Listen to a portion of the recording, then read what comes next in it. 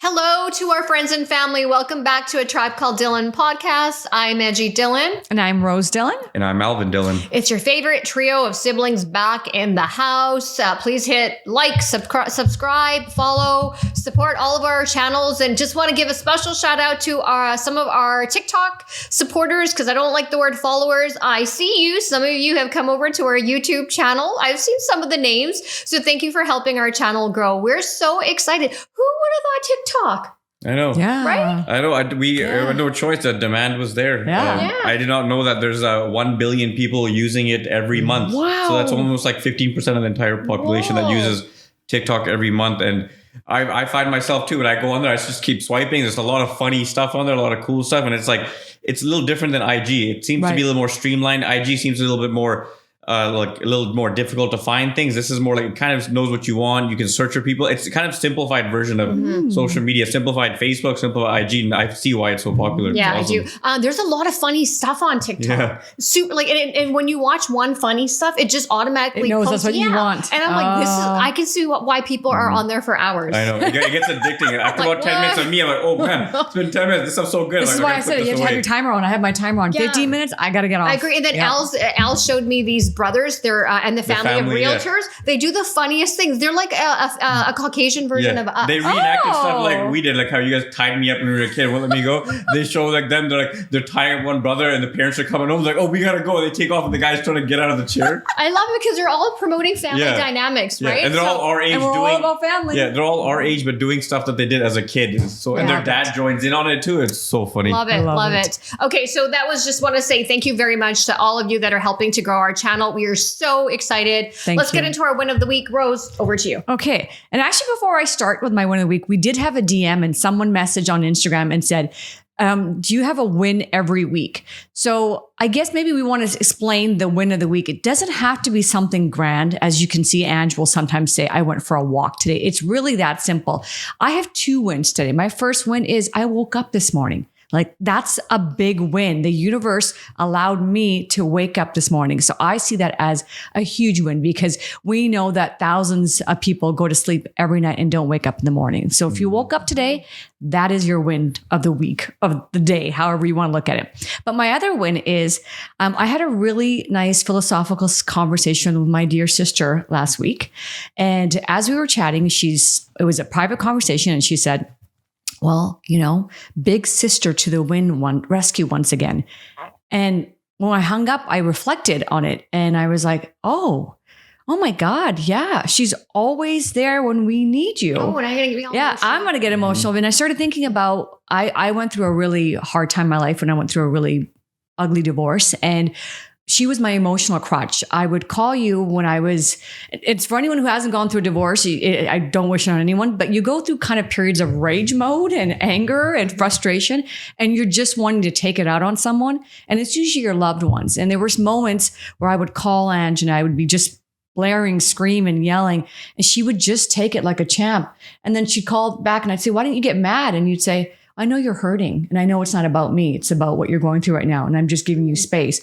And so I really wanted to say my win is that I really don't think I say thank you to you enough, now you got me all because you really do pull through for both of us a lot. And thank you for being a great big sister. I feel like I'm on the Oprah show now. Look at that. Oh, look at this. My raggedy. Well, thank you. I said my win is going to be a surprise. That was my win. I reflected. I did some introspection, and I was like, well, look at that. Yeah, I got my makeup all running now. I'm a mascara now. Okay. Surprise. Well, thank you. I when we started our podcast journey, and the reason we did it, and I wanted to make sure that we did it, is because I think, how can I say this?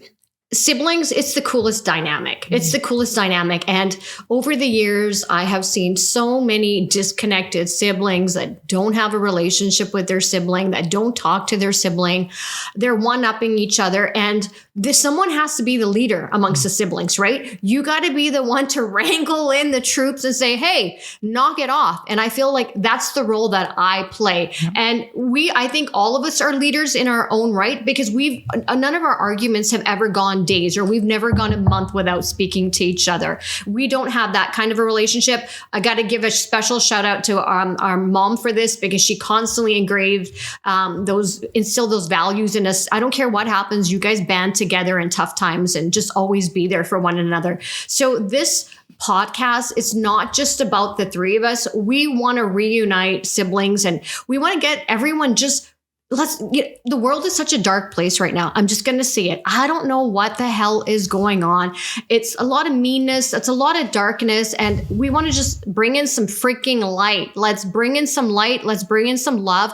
We're all going through something, but if we all hold one another's hand and kind of just get through it together, it's just so much better. And that's the role that I've taken. I've taken on Big Sister, and I freaking take that role seriously. So you do. seriously. Yeah. And I'll tell you, don't try to compete with any of your siblings. Compete with yourself. And I'm proud. Like my brother's success is my success. My sister's success is my success. And I'm going to openly say that my sister makes more money than me.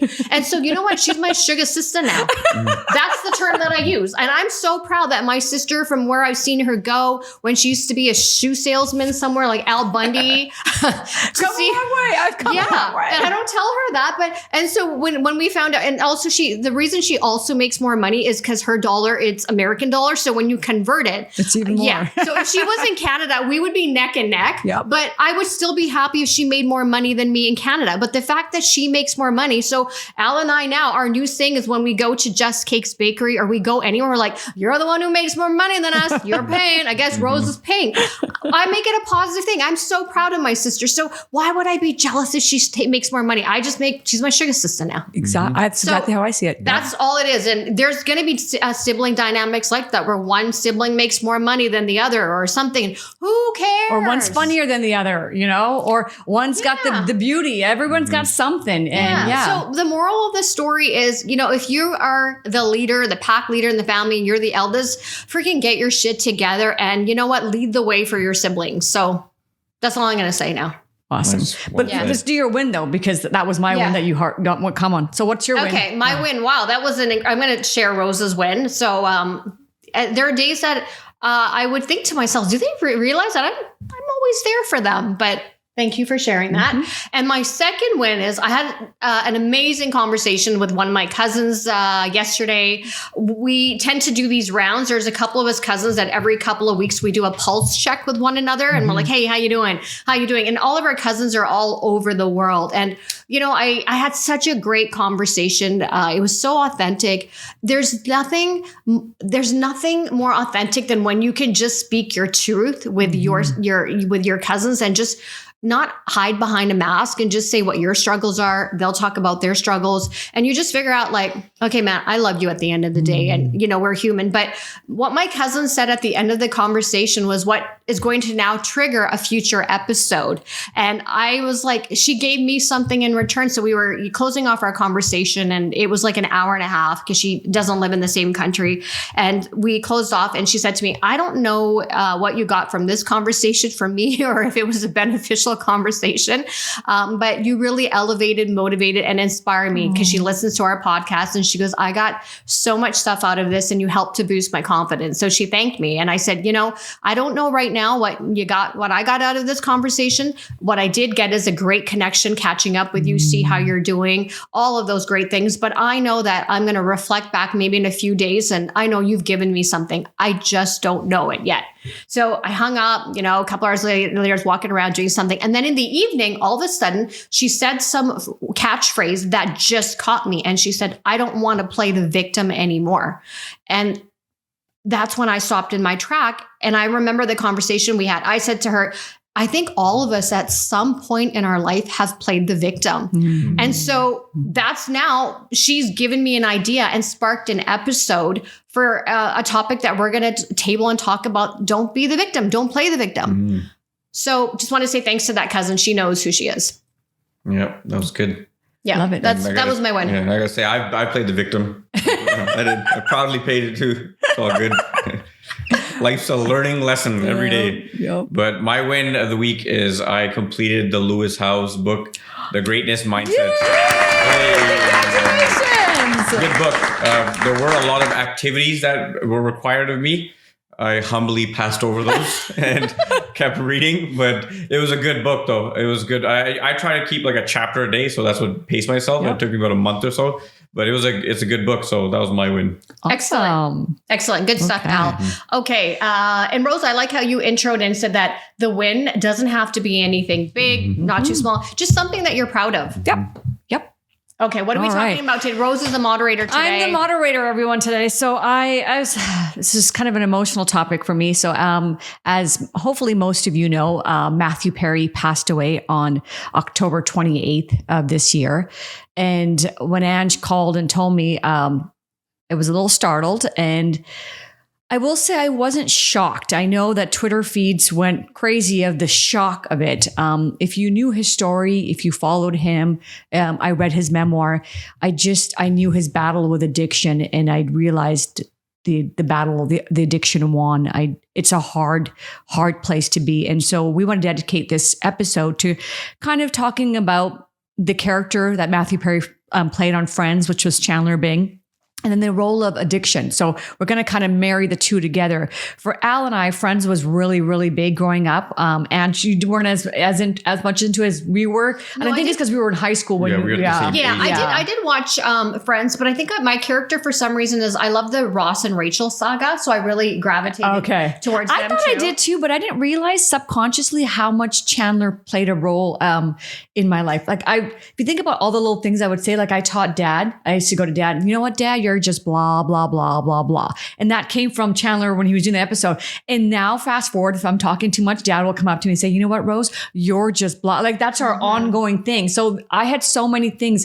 And I think the reason I really gravitated towards Chandler was he was that fun comedic guy who was a good guy. Like and even in real life, we never heard stuff about him. Like he was never tied to any like women or of like controversies or anything. He was a good guy. I think I felt really, really maybe some level of betrayal and sadness when I realized that he was battling this addiction the whole time. I felt really sad that this whole season of Friends, I had no clue he was going through. Yeah, we just saw his weight gain go up and down, but we just thought it's just natural, food, right? Like, eating, some people are going through something, but he never like broke character. He was always there, so you never thought anything else because he showed up and he did his job. He did it really well. Before you continue on, I just wanted to throw in a quick disclaimer because up till yesterday, I was just checking to see because the toxicology reports still haven't come back as we're taping this episode. So the real cause of Matthew Perry's death is still unexplained right now. I do know that he claims, and we're going to take his word for it, that he was sober for 1 year. And I think a friend had just seen him the day before and they confirmed that he was 100% sober. So right now they're saying that it's drowning in a single hot tub. So I don't really know what a single hot tub is or if that's such a thing. But right now, as of today's episode that we're airing, there is toxicology reports have not come back to say whether there were any drugs in the system or anything. And so we don't know really right now. Did he have a heart attack and did something happen? So, but the essence is that he was struggling up till 1 year ago with addiction. And I'm just going to make my prediction that there was something. You think so? Could have been prescription meds too, because they're just as strong as street drugs too. I can tell you as someone who's got an addictive personality, and I didn't choose that path, thankfully, and I could have very easily. It's a really hard place to be. And I know a lot of people who are addicts who are not aware they're addicts. And then I know friends who are addicts who are aware. And both are battling something. And like Matthew Perry said in his book, every year he got older, it got harder and harder to fight the addiction. And he wished he was kind of willing to accept that he had addiction earlier in life than later because it became very, very difficult. So I'm not saying that. I'm saying he probably had a relapse. My intuition is saying that because to go under hot water, you just probably had to be under some level of stress to not be able to to wake up to go under. Like again, I can, and I want to explain more about him more so that you can come from a place of compassion and empathy. Because I know a lot of people are like, oh, well, he's rich and he's famous. What problems can you have? But when he was a baby, he was a baby who cried a lot. And there's the word colicky. Yeah. And so the doctors prescribed his parents to give him this medication called barbiturates. Okay. I'm going to explain to you what this is. It's a class of drugs that depresses the central nervous system. They were once commonly prescribed for a variety of medical purposes, including sedatives, hypnotics, and anticonvulsants. However, their use has declined significantly over the years due to their potential for abuse, addiction, and the development of safer alternatives. Barbiturates can induce feelings of relaxation, sedation, and drowsiness, but they also come with a range of side effects that include overdose, respiratory depression, and dependence. Because of these risks, they are typically only prescribed in specific medical situations, such as certain types of seizures or in some cases of anesthesia. So they were giving this to a baby every day for we don't know how long. That should set the, it's just like when they say to a mother, please don't drink because the alcohol will go to the baby and it comes out alcohol fetal syndrome. Same idea of giving him.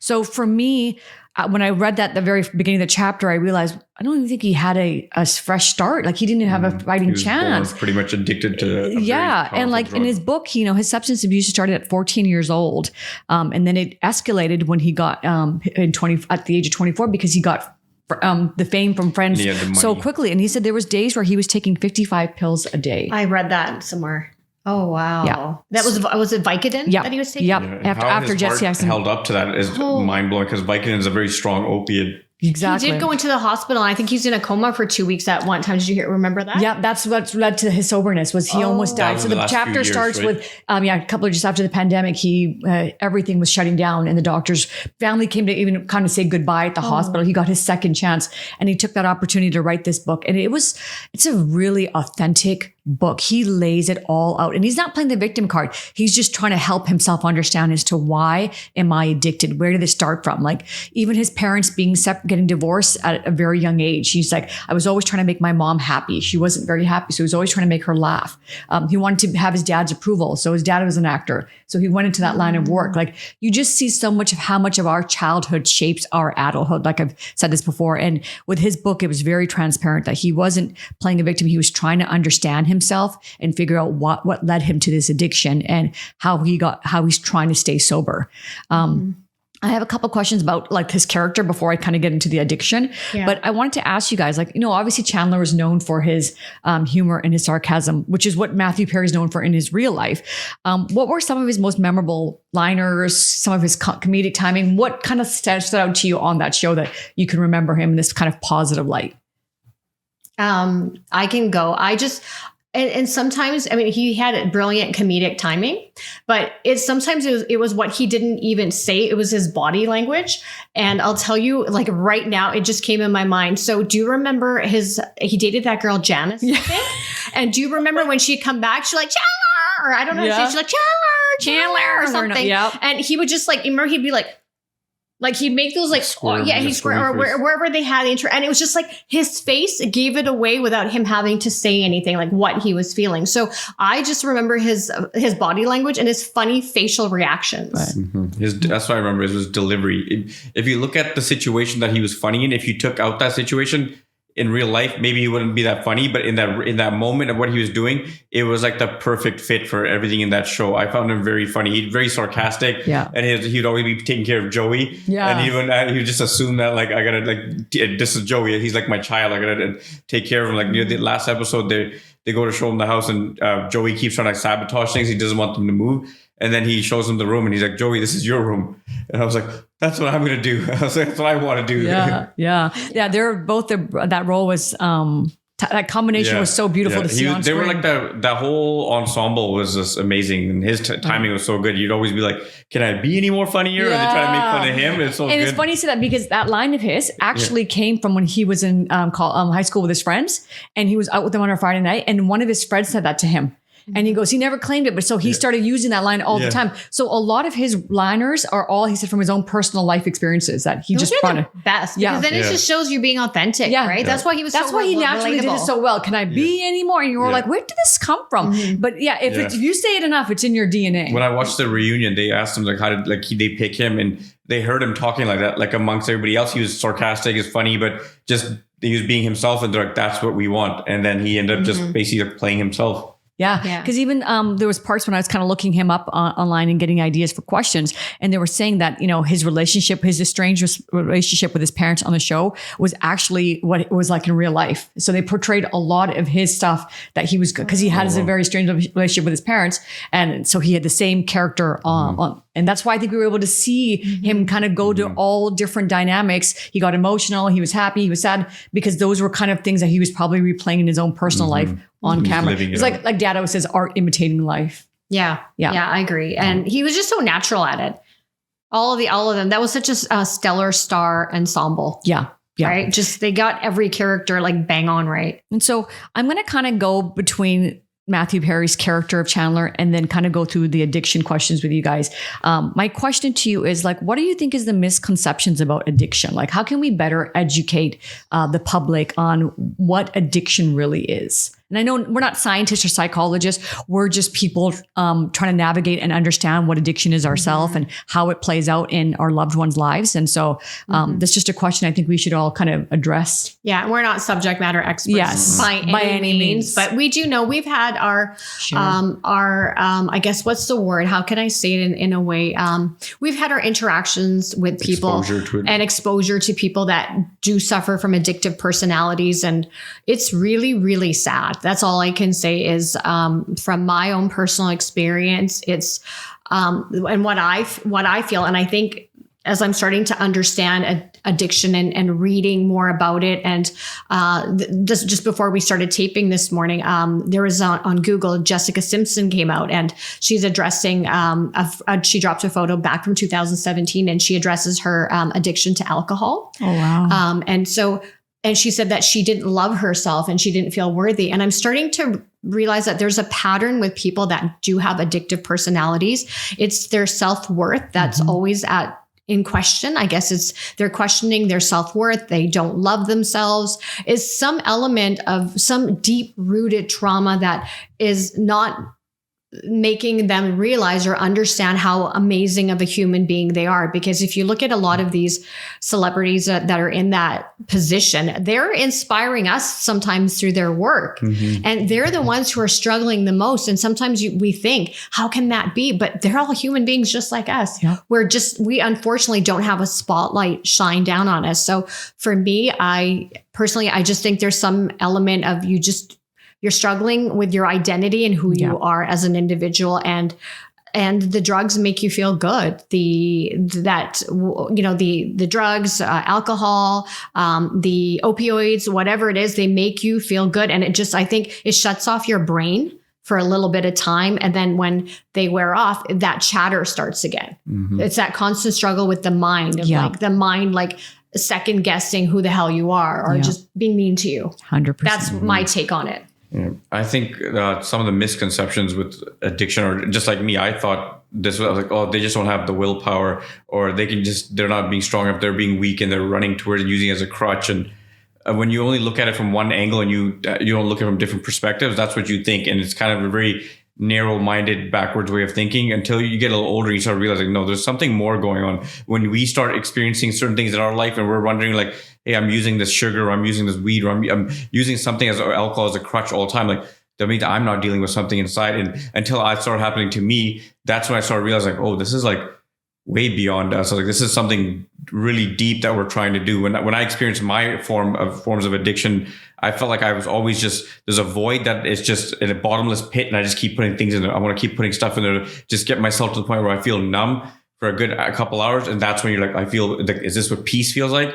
And when it wears off, you're like, I want to get that back. I just want that feeling of just being calm. But it's almost like we also feel like we're trying to, how would you say, like you're you're running from something, but you're not running. You're just saying, I don't want to face it. I don't want to face it. I'm just going to keep using alcohol or weed or something to keep numbing myself to the point where I'm not having to deal with it. And as you get older, those things eventually pile up and it's going to blow up and you have to deal with it at some point. But addiction is just, there's so many facets to it. We're still learning about it, but I think it's just getting a grip on it and figuring out what's causing that addiction. That's the hardest part. I'm still trying to figure out what causes my need to not just eat a certain amount, or just once I eat something or try something, just keep going. It feels good. Why stop? Just keep going. And I think the other misconception is addiction just doesn't have to be drug induced or alcohol induced. It could be sugar. It could be like my shopaholic, in my 30s, I was a shopaholic. I would buy stuff, get that high, and then I'd be gone because I wasn't happy with myself. And I guess at some point I felt if I kept buying all these clothes and a giant sized teddy bear, it was going to give me some sort of peace. It never did. You were using that to fill your void. And all it did was fill up a storage unit. Yeah. And then I spent the past 3 years getting rid of all that stuff and realizing, holy damn, I was sometimes when you're in it and you're so deep in it, like you don't even realize that it's an addiction, but it is a form of an addiction. So addiction could be anything. Because when you're in it, it's almost like a form of like, it's soothing you. That's what it is. It's like you're soother. Like, okay, I'm getting irritated. I'm going to go do something, or I'm going to go buy stuff. And you got it. You got that relief of like, okay, I feel relieved. Yeah. And I'm going to say that if it's controlling you, if you have no control over the matter, that's addiction. I agree. And I think that what I was saying I met a girl on a plane. We were talking about this addiction, and I was like, I'm seeing it increase heavily. She was 24 years old. So I was like, what's with your generation? I said, what are you seeing? She said, yeah, everyone's, a lot of my friends, people I know are, either alcohol, crutch, or marijuana. Not a lot of people are going towards the cocaine. And I think because it's laced with fentanyl, so that fear of like, I might just end my life versus I'm just trying to numb myself. And so she and I were speaking, and I was like, well, she was like, what do you consider addiction? And I was like, I feel like if you can't go 72 hours without that certain thing, you're probably addicted to it. She was like, whoa, only like 72 hours. And I'm like, I was thinking more like a week long. You should be able to go a week, 10 days. She's like, well, I haven't gone 6 months without marijuana a single day. And I was like, oh, wow. And she's 24. Like, I was like, sweetheart, life's about to get a lot harder when you in your late 30s, 40s. Like if it's this hard now, like, so I started realizing that, the numbing aspect is what people are looking for. They're not necessarily trying to like,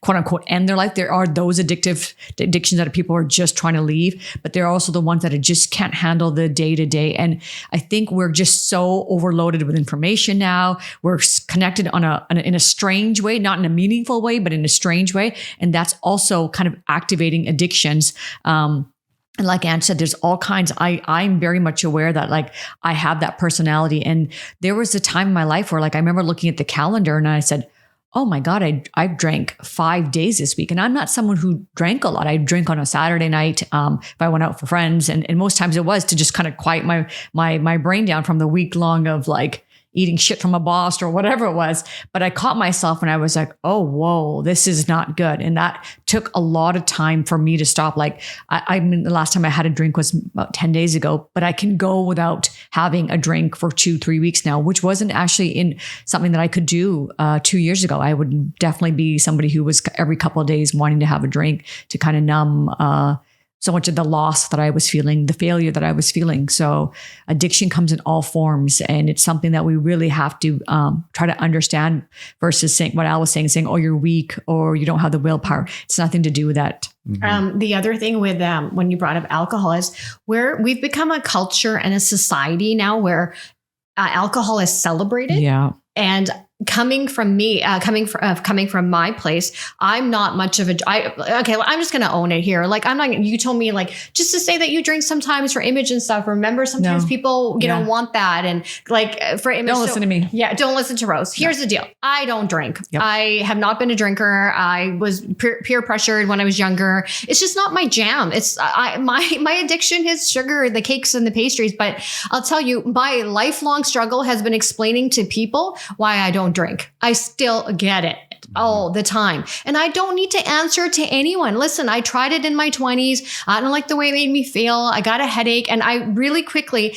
I realized at a really young age, I'm like, this is the devil's juice. Because it really is. When I drank it, I don't remember much of that evening. I think it was around my stag party when I drank it. And it was this feeling of, I felt nothing, like the world just stopped. And I was like, this is a really cool feeling, but I can't always expect to feel this way because I need to let my mind, I was old enough to understand that there's a range of emotions that I need to let my body deal and work through and feel so that I can develop coping mechanisms so that I can build a stronger mind. If I let this substance basically just take over, like when is it going to stop being enough? Because then I'm going to need more of it, more of it, more of it. So I knew enough that I'm like, oh, hell no, I'm going to just stay away from this stuff. But everybody around me was drinking. Everyone still around me drinks. And my struggle is always explaining to people why I don't want to drink. And apparently I'm not cool or I'm not the life of the party when you don't drink. But we have to change the narrative that now, if you want to drink, drink in a healthy way, but don't drink in a way where you're masking something. And to add to that, before I let you go, Ange, I'm actually really proud of you because, I always think I'm actually envious when you don't, because I think, God, her internal dialogue must just be really effing amazing that she don't need no alcohol. Because I'm not gonna lie to you, I do. It's been through, and that she still doesn't turn to it. I'd be the first one to be like, take me to a drive-through liquor store. Yeah, especially because if your trauma was more adult, I'd be okay with it. But your trauma started very, very young. I mean, I do too. I mean, we all three have it. I think say Ange and I have a lot more of it. And as we go through episodes, we'll uncover and unpack some of the stuff we've been through. But I know that for me, that sometimes I struggle with getting that inner dialogue to be a really amazing, fun place.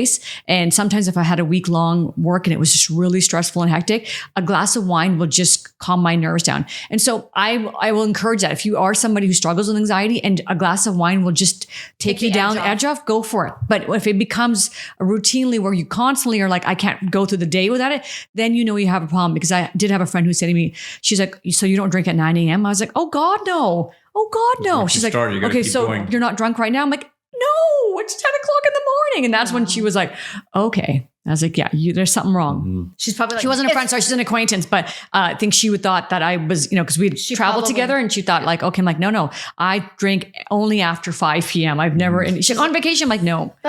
She's probably like, it's 5 o'clock somewhere. Yeah, that's what she said. That's exactly what she said. I think another thing is that sometimes addiction can creep up on you where they're dealing with, they're handling life, but they're not maybe listening to what's going on subconsciously or they don't feel it. And when they have that one drink, you're saying, and it feels so relieving, you're like, okay, well, why am I going to stop? I feel so good. We'll have another one, have a couple more. But the next day when you're hungover, you're almost like, oh man, I feel so crappy.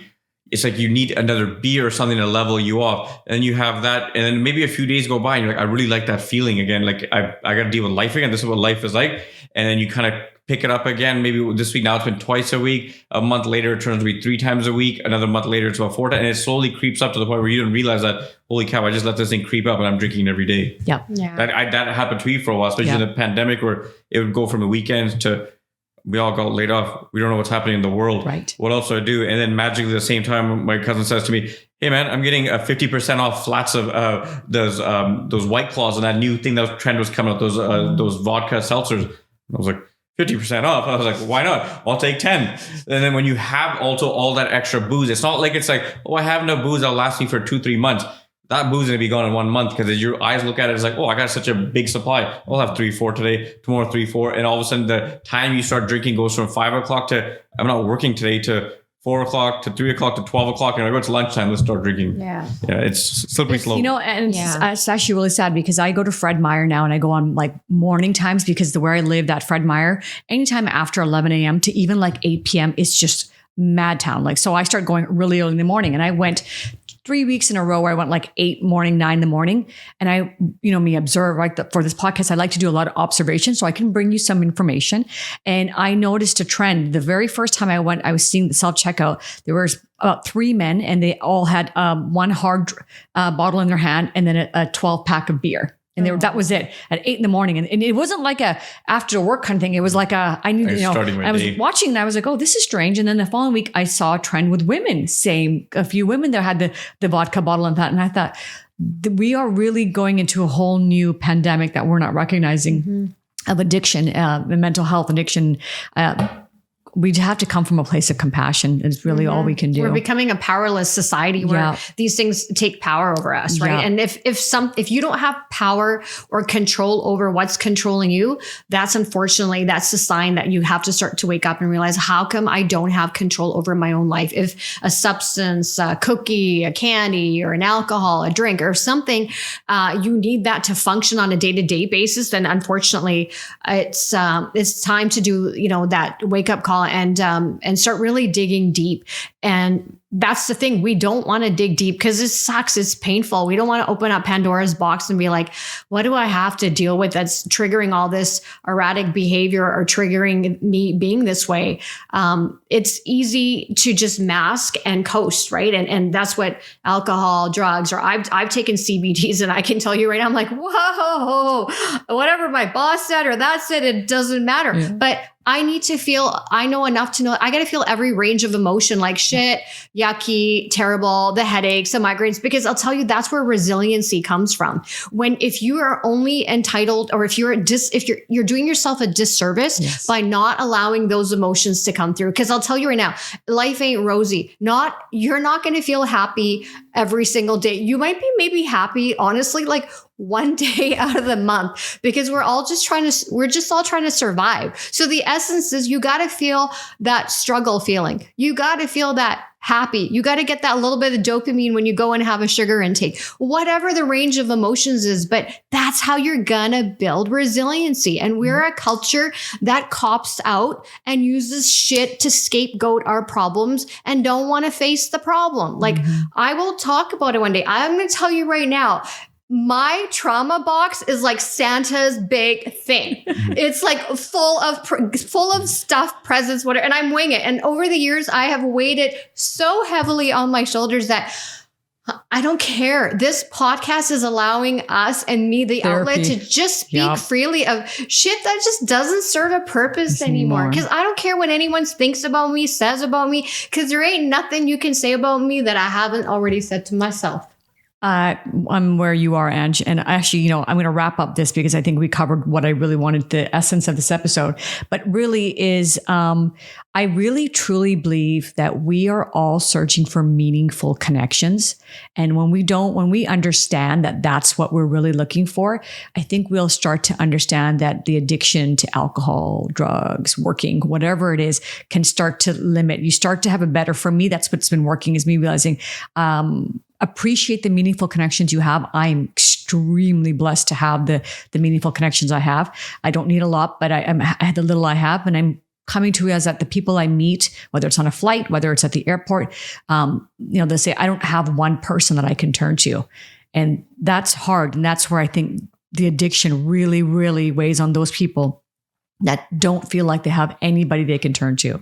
So if you're all alone. Yeah. But I think the other thing, before we start to wrap up, and Al, maybe you can shed light. I think the other thing with addictive personalities, people write them off because if they're tired of the behavior, they're tired of the same stuff. So what happens is they, in essence, isolate themselves now because people no longer want to help them. Or if it's like, I gave you money last time, I helped you this time, you let me down again, and you failed me. And I think then people just distance themselves because it's very toxic to be around those kinds of people. Yeah. So Al, what do you say? You can't blame the people that want to distance themselves, because I've seen it before where you can keep trying. At some point you say, well, my time is valuable. My energy is valuable. How much can I give you? And if you don't want to do anything, I'm just giving you patchwork. I'm helping you out for the moment, but you're not willing to say, I don't want to live like this anymore. I want to go try something different. So at some point, I've done that with some people where I say, it's been the same old all the time.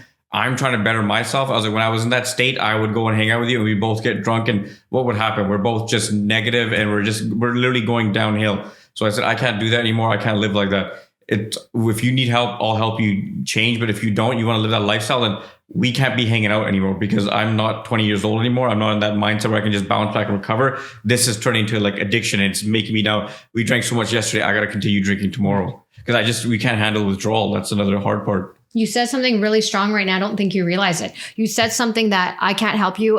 It's a patchwork. Did you know how much power is in that word? So I'm referencing it to a vehicle. You know how we all have issues with our cars sometimes, and we don't want to get to the root cause of the issue of the car. It's like your transmission. Because we're afraid to know how much it's going to cost. How much it's going to cost. So we're like, we go to the mechanic and we say, hey, can you just give me a patchwork to bypass the transmission, the spark plug? I think my radiator's fluid's going, and we don't want to deal with that. So what do? We just do a patchwork Band-Aid. I don't know how long this is going to last you for, but I'll let you know. But we don't want to get to under the hood or the root cause of the problem. Rip the Band-Aid, stop the patchwork, like dig deep. Yeah. You'll thank us one day. Yeah. As someone who's doing that work, it is really hard, but it's so worth it. Yeah. It sucks. It sucks, but it's worth it. It's freeing. Yeah, it's freeing. It really is. It really is. And we don't want to go down, and we're not blaming our parents or anything. They did the best that we can, but I'm going to just close it off and say, at the end of the day, yes, we are all adults, but I like to say we're still children. We're just in adult costumes. Yep. So we hurt the same way as children. We feel the same way as children. And don't be fooled by the exterior. He's 6'1", she's 5'4", but she's 5'3". See, there we go again. I'm 5'1.5". I'm going to own it. I'm not 5'2". Who am I kidding? But you know what? At the end of the day is I'm a big kid. And I hurt just like everybody else. And we're all just trying to figure out, we are just big kids in adult costumes. 100%. I'm a proud man-child. Man-child. I'm a proud man-child. I always say there's a little girl inside me that's wanting to just be loved and accepted. And it's my job to love and accept her. Yeah. So that's my message to you, all of you, is your responsibility to love and accept the inner child that you have. Yeah. And we have to stop living like how I used to live. Like, I don't want to feel pain. We don't want to feel any pain. We just want to numb it and live in this floaty world all the time. Yep. So much strength that comes from feeling pain. Yep. Yeah. And collectively, I'm not sure if I've ever mentioned this, but between the three of us here, we're not just coming here and talking and saying things. We have 100 years of collective wisdom on this table. So some of what we say carries a little bit of weight. We got a little bit of life experience. And if we can help you out in your journey through life, then hey, like I feel that we're doing something amazing, and together we're going to thrive. Yes. With that said, Rose, I'm going to let you close it since you opened it. Okay. Well, I hope you all enjoyed today's episode. Thank you again. Like Angie said, we really, really are so grateful for all your love and support and encouraging us to continue on this podcast. We love coming in and doing these episodes and researching data, bringing you guys fresh perspectives and information. So thank you for being on this journey with us. We're on every social media channel: Facebook, Instagram, TikTok, YouTube, Spotify. Check us out. DM us, comment on the things that you hear, and let us know if there's something that you want us to talk about. And until next week, please take care of yourself. Goodbye. See ya. Bye.